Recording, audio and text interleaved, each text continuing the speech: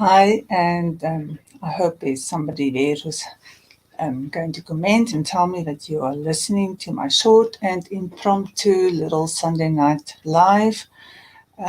This is my new thing where I'm just sharing a little bit of life and answering one big question in the shortest way possible.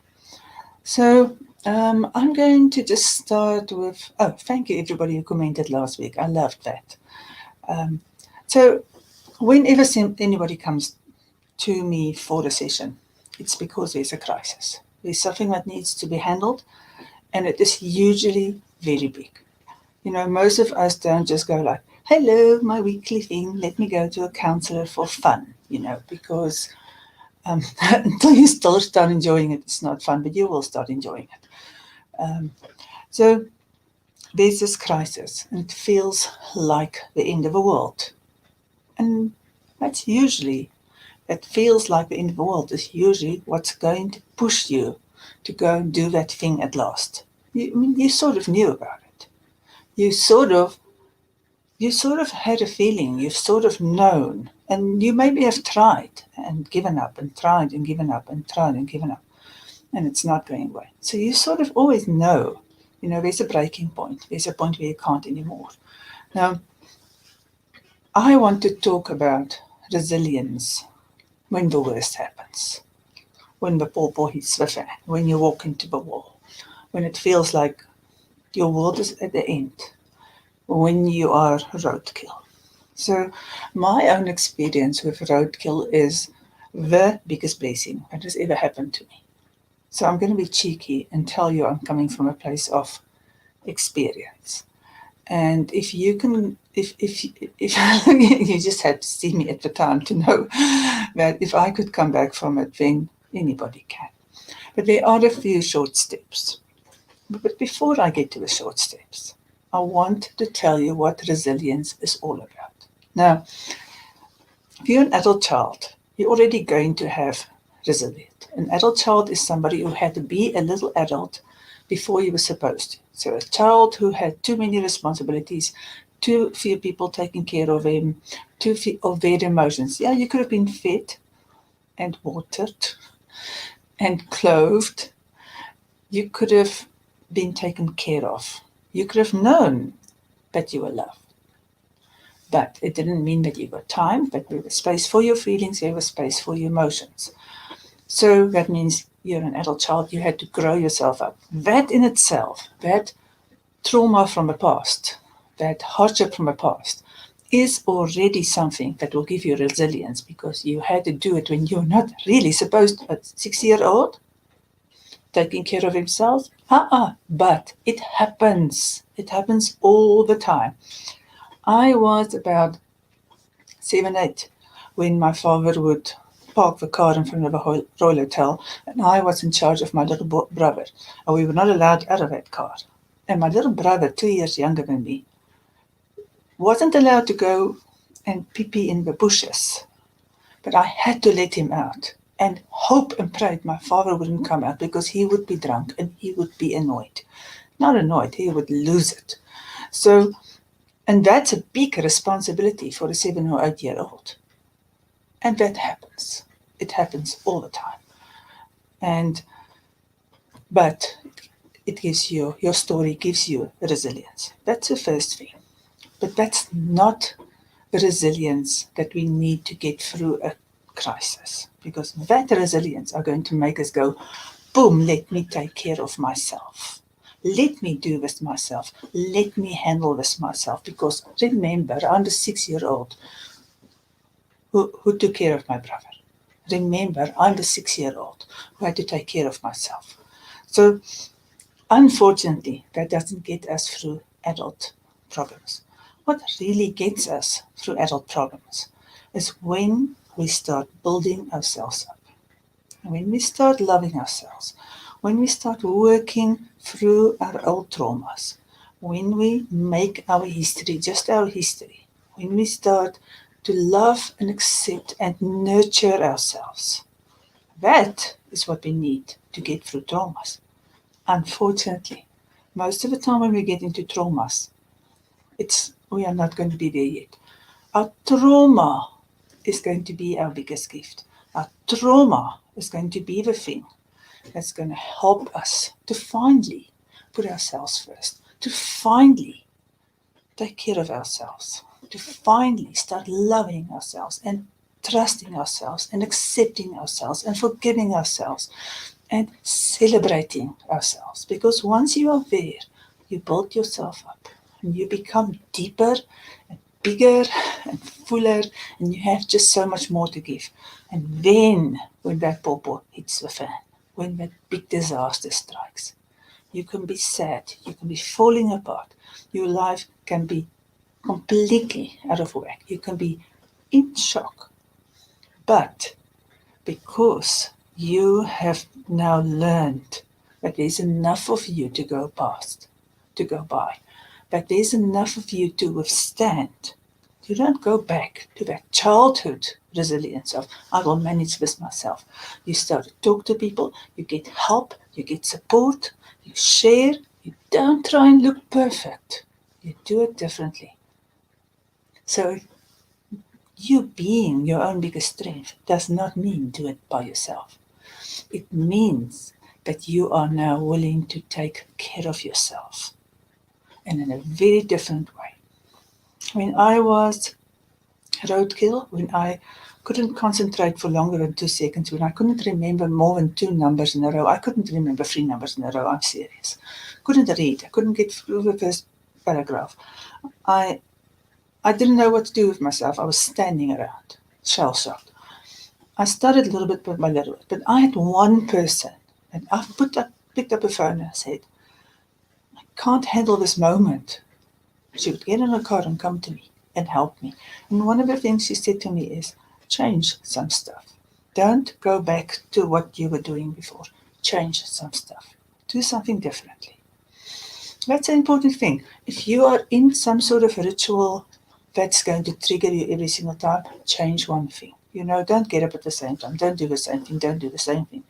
Because that's going to keep on triggering you. When you're in shock, you don't want to do that. When you are in a deep, dark place, you don't want to do that. The second thing is find something amazingly positive to focus on. I don't care what happens with who. There's always something that you can look forward to. Even if it's just the day when you will feel better.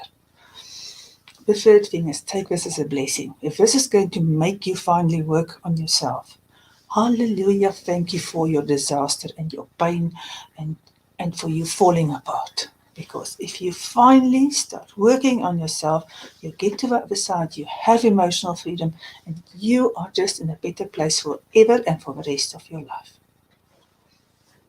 Find something to be thankful for. I today have 3 enormous things that I am thankful for. 3 enormous things that I'm thankful for. I'm thankful for the slippers that I bought last week. Okay? Nice gel sole slippers. What's great about them is I put them on first thing in the morning. First thing in the morning. I put my feet in them and I'm like even not half awake yet. And I'm thankful for my slippers because it's darn cold out there. I've got my thickest woolen coat on right now. I am so thankful that I finally got around to buying these slippers that I've been wanting to buy for 3 years. But it really tells me I've been worth buying them. I'm worthy of it. It gives me something to be happy about. I'm so happy about those 8 cats that sleeps around me. They love me unconditionally. It's cold. And they love me unconditionally. And I'm so thankful for the journeys that my clients have. I'm so thankful. Even if I'm tired, even if I'm not having a good day, I start a session with somebody and they get something. They get it. They start to communicate differently. They feel empowered in their lives. I walk out on a high. It's the best thing in the world to see how my clients take their lives and get in control of it. This week particularly, I am so thankful because I am recording our next summit, which is Talk, Feel, Trust. and it is an adult child syndrome workshop, 4 days. It's amazing speakers.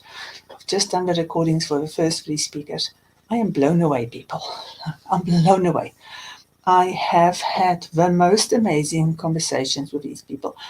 I can't even think how you can listen to that first hour without wanting to go back and go, stop, listen, because there's just so much and so much and so much.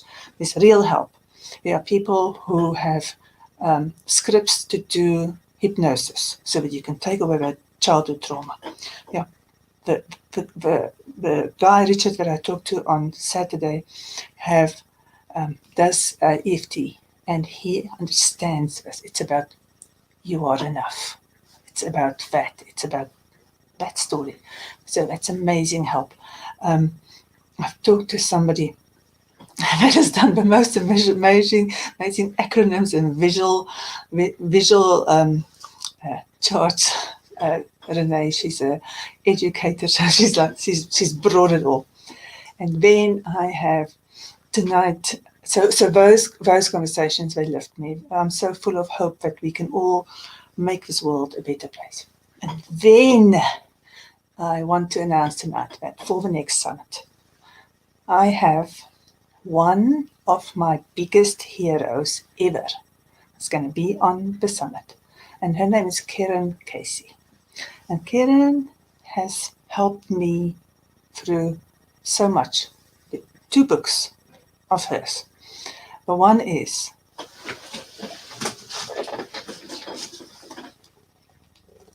Change Your Mind and Your Life Will Follow, which it does.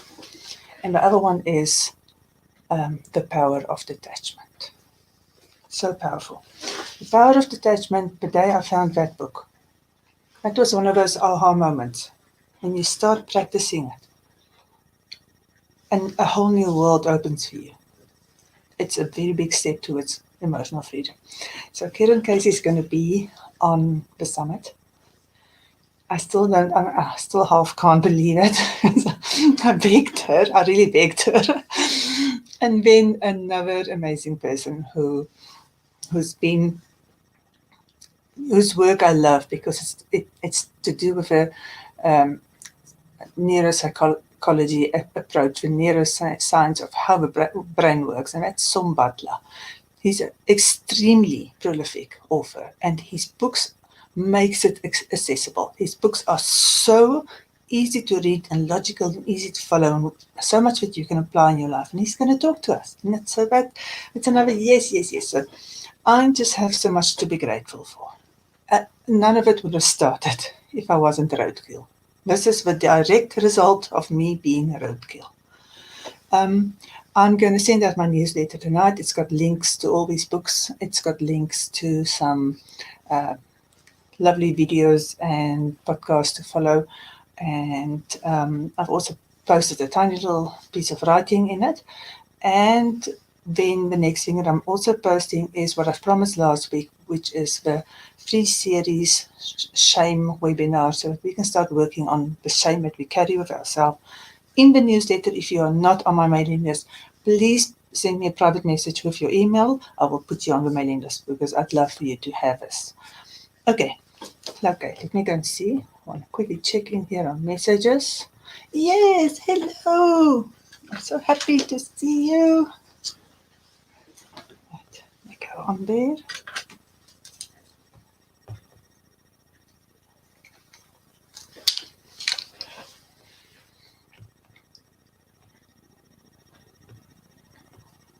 Don't tell me I'm muted again. I can't be muted. It doesn't. No, Linda, don't tell me that. No, please, don't tell me I'm muted. I don't think I can do this twice tonight. Last week was enough. Come quickly, tell me quickly. I'm not muted. Thank you, Linda. Love you lots. Okay.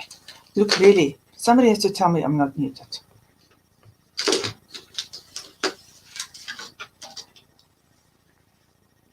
Oh, okay.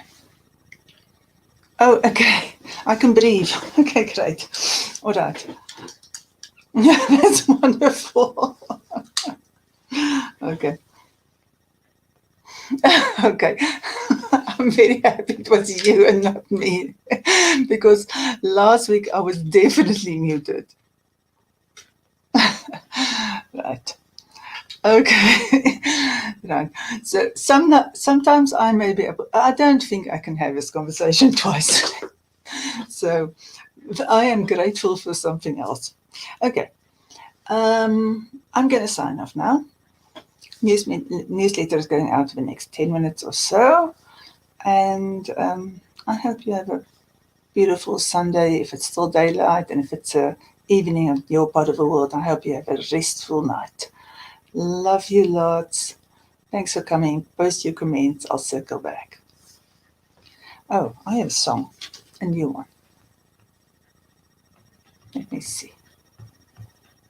Where's my new song? There it is. Where's my new